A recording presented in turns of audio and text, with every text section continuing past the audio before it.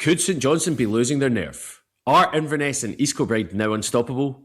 And are we beginning to feel sorry for Hamilton? I'm Ray Bradshaw, and today we're going for a deep dive into the murky depths of Scotland's lower leagues.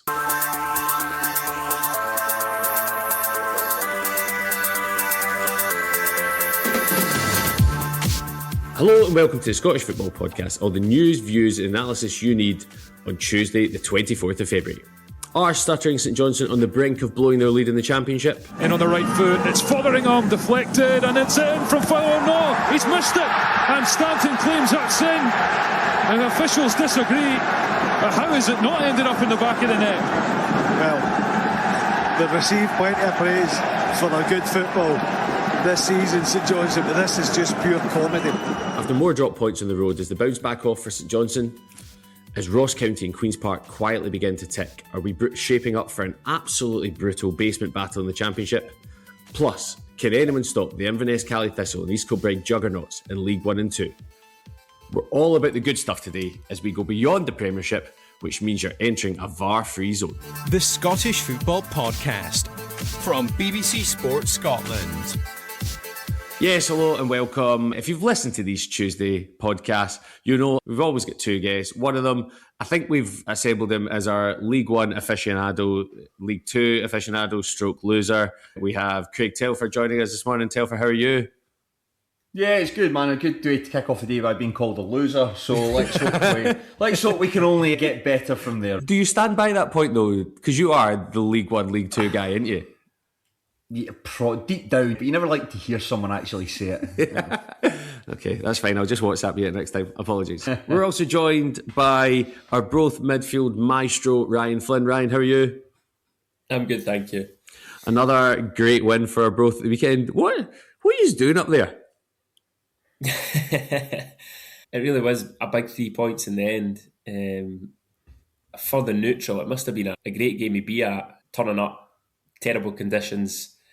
And then it was free-flowing, end-to-end, attacking stuff, both teams trying to win the game. It wasn't nip and tuck, thinking at that stage of the season that people would be satisfied with a point, a draw, take that and move on. A great game of football. Drama in it. Neil Lennon obviously at the heart of things as usual. Not happy with refereeing decisions. But the goals that went in, I mean, there was some real quality within the game. Josh Cooper for Dunfermline late in the game, he cut on his left foot and it was a rasping drive that went right in the bottom corner. Finlay Marshall produced a little bit of brilliance for us to put us back up to 4-2, and that was sort of the one that really killed Dunfermline. Even though the pitch was poor, both teams were trying to play and trying to get the ball down. So yeah, it was a fantastic 3 points from our point of view, but from the neutral, whoever was at the game, there was plenty of entertainment, 6 goals, drama on the sideline and a red card from our point of view, which is quite disappointing. It's what, I don't know, Craig, if you'll back me up in this, right? Because as Stenhouse and Partick Thistle fans, a lot of the time your season is based on safety first, and then you think about how far up you can go. Ryan, as of last week, Arbroath have hit the 40-point mark. Has that been mentioned in the dressing room?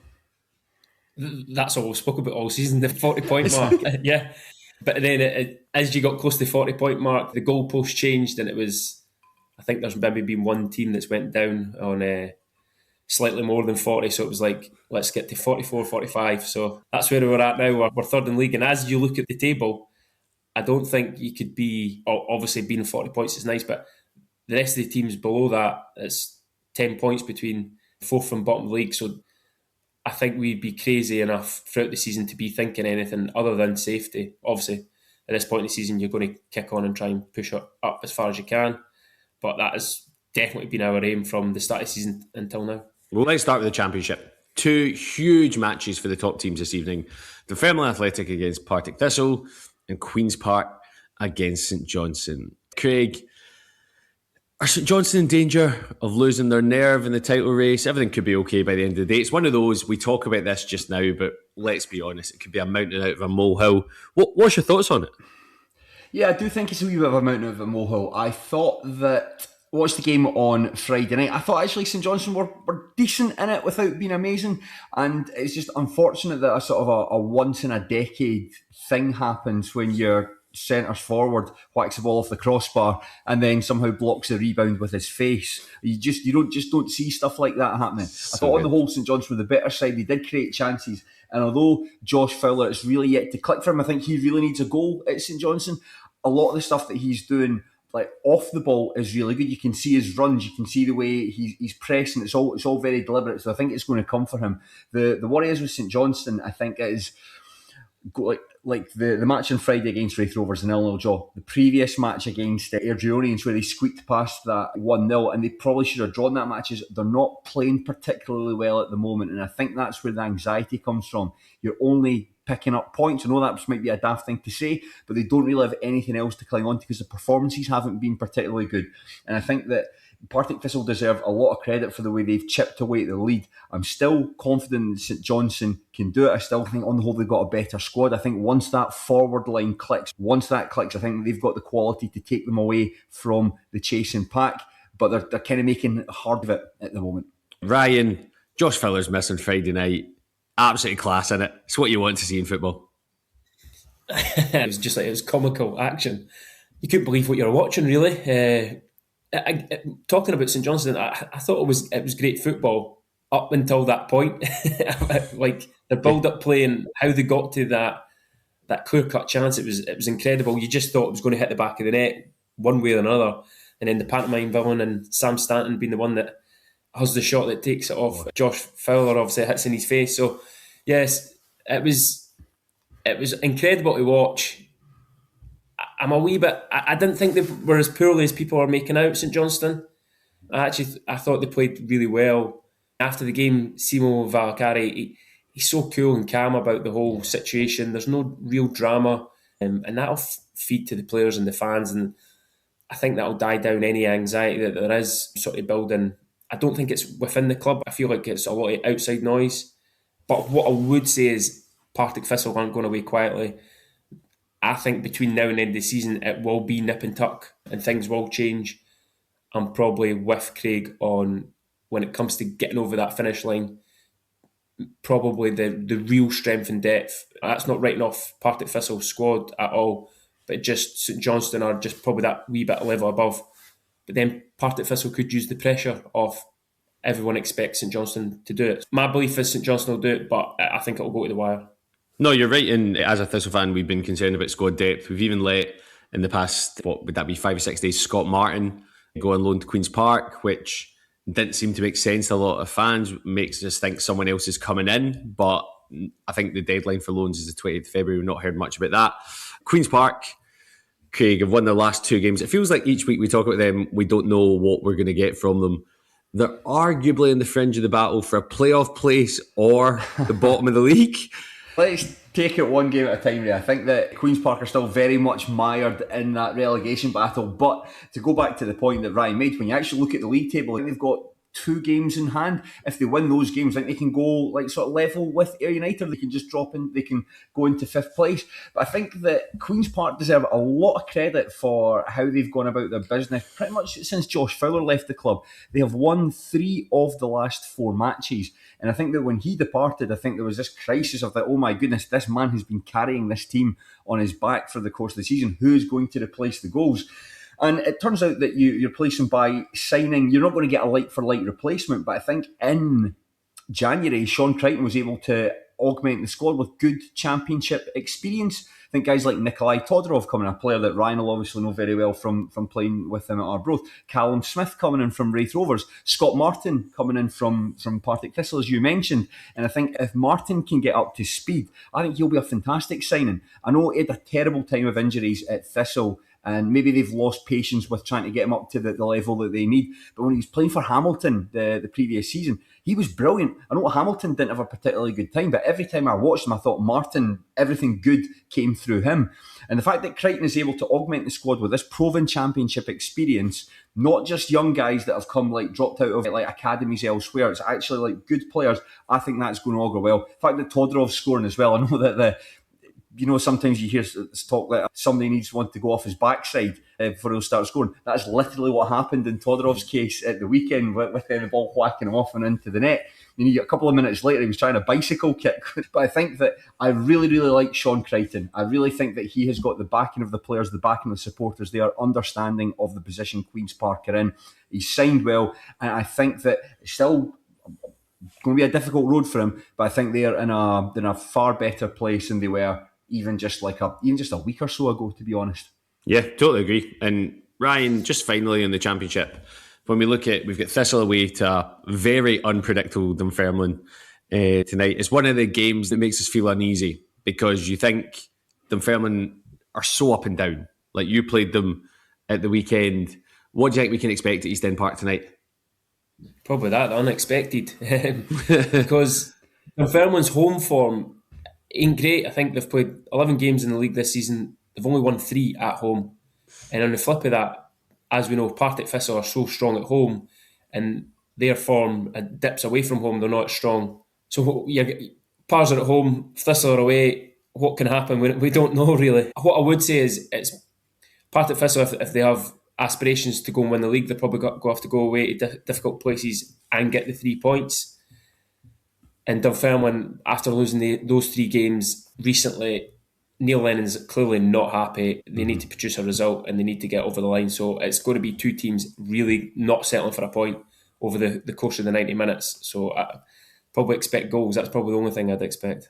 Yeah, so on Neil Lennon there, just is this post-match interview after that Arbroath game, he absolutely tore into his goalkeepers, Billy Terrell and Dennis Mehmet. I think one was responsible for the first goal. He substituted at half-time with a dead leg, then Dennis Mehmet punches the ball into his own net for the third goal. But I've never really heard a manager go through his goalkeepers like that. So and basically said, I'm stuck with them because I can't get the personnel in to sign other goalkeepers. So you hear managers going through their players, but you never really hear them go into one specific area of the pitch quite in the same way he did.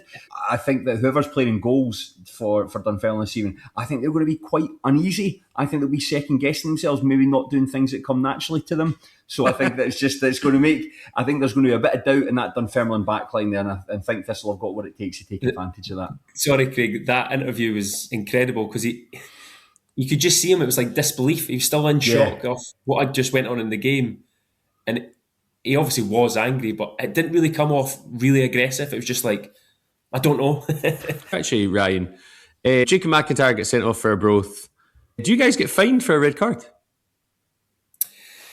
So before leading up to the first half of the season, Christmas dues and that, there is small fines, and that was probably one after the game that it was me as well. I sort of mentioned that I think we need to get back on this fines and get the kitty up, especially on loan signing from Hibs. But no, it was a Jacob McIntyre throughout that game was excellent, and I think that's one that he's young, he's probably naive in that situation. He'll learn from that. How much are we talking? What's the fine for a red? Oh, I think it's like 50 quid. You said that so blasé. That's so much money, Ryan. No, I think it's for like a petty sending off. If you're a full-time team, you're getting hit hard with missing games. Yeah. But obviously at part-time, then when you're on loan for Hibs, maybe it's probably just as deserved. We'll maybe bring that £50 back in. I'm going to check how often you've been sent off this season because it makes sense why you're doing this podcast for so little money. And that'll make sense why you're back in. There we go.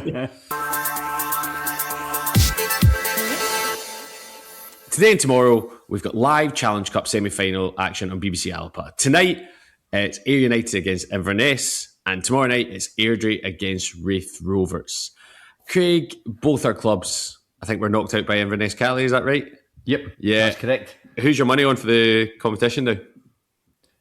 That's a good question because I think that similar to the Scottish Cup quarterfinals, I think there's a good case to be made for every team to win it. And I think that after St Johnstone were knocked out by United, I think this is as wide open as it's been. I honestly don't think you could pick.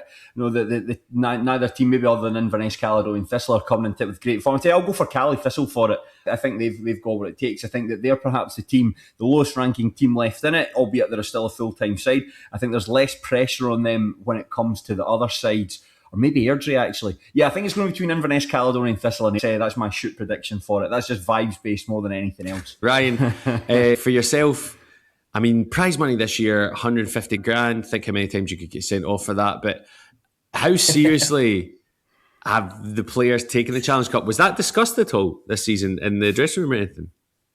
It was definitely discussed with us when it comes to bonuses for the games. But obviously the clubs don't receive that money until the competition's over. But it's definitely a carrot for clubs to go and bank the money. It was spoken about.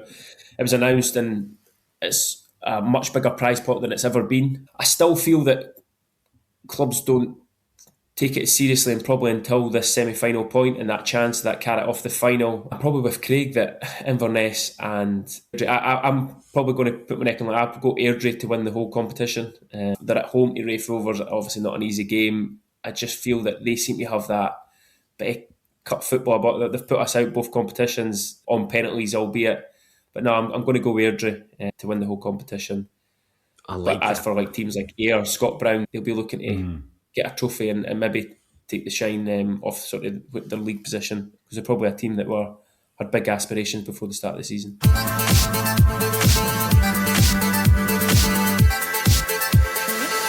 Let's turn our attention to League One. A one each draw between the two sides at the top of the table, Inverness, Caley, Thistle and Stenhousemuir.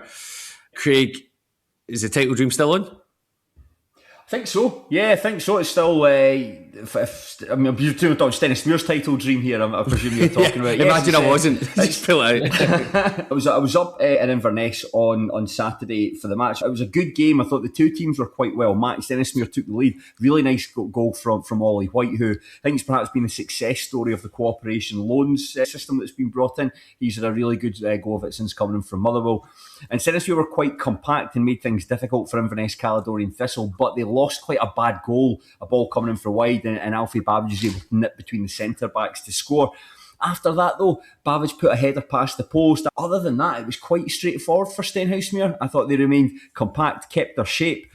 They were going into the game with no strikers. Matty Aitken, Dale Carrick was missing. Michael Anderson was missing as well for this match.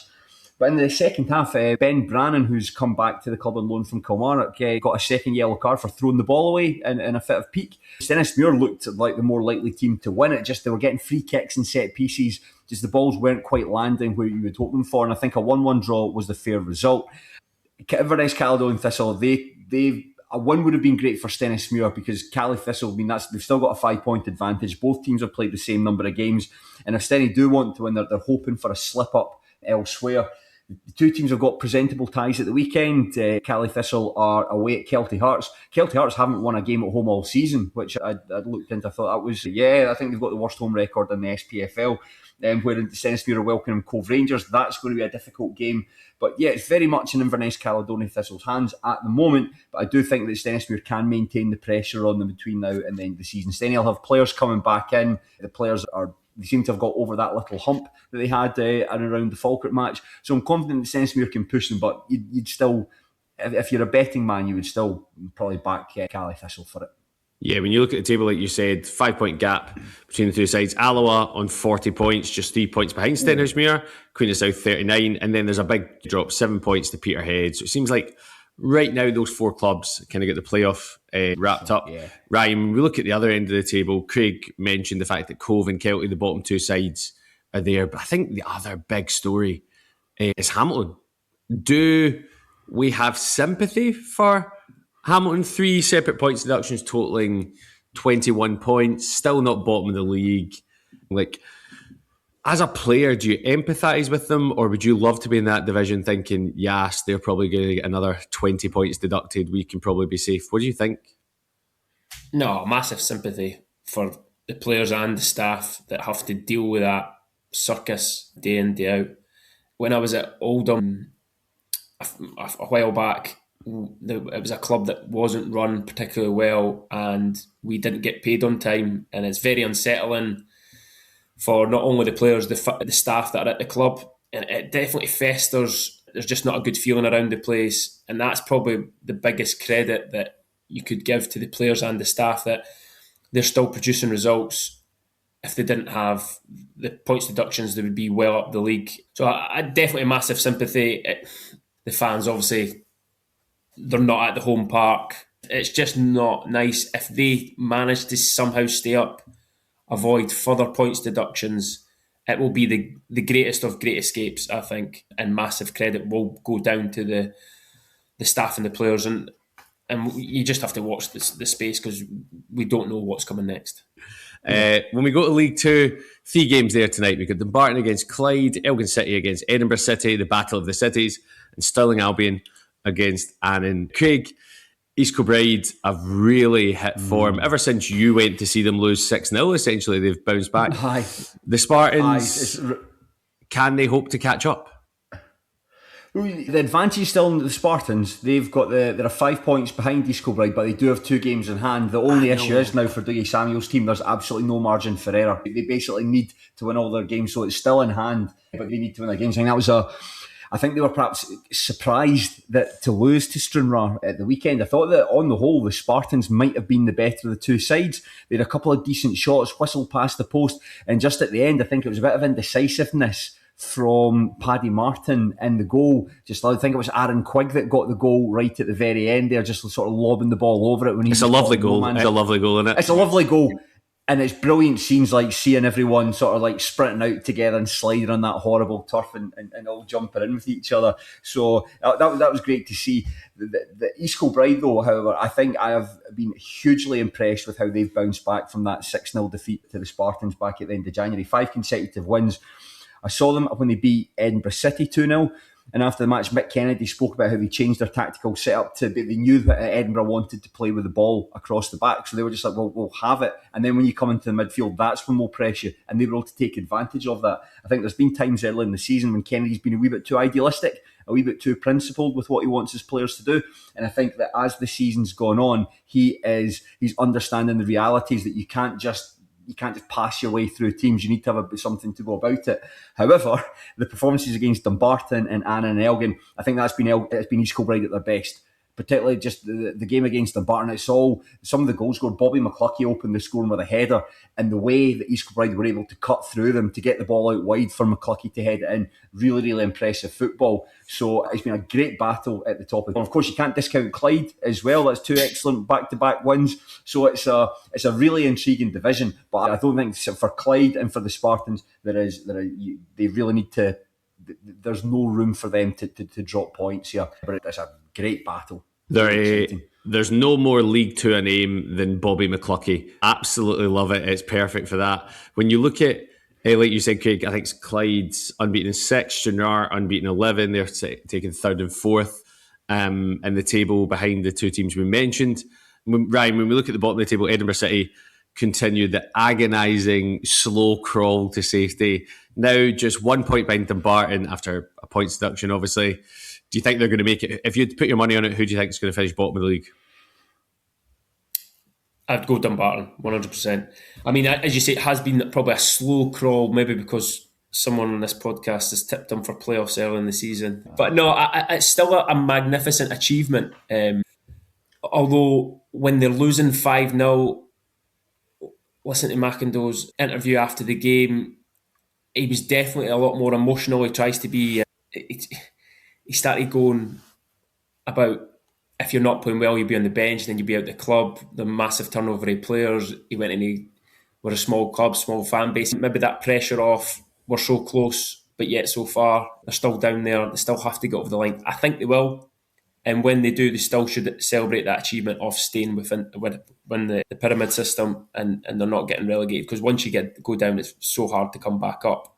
So they should really celebrate that success and then build a game for next season, because at times the brand of football that they have played has been excellent, and with young promising players that he's always looking to improve at every occasion.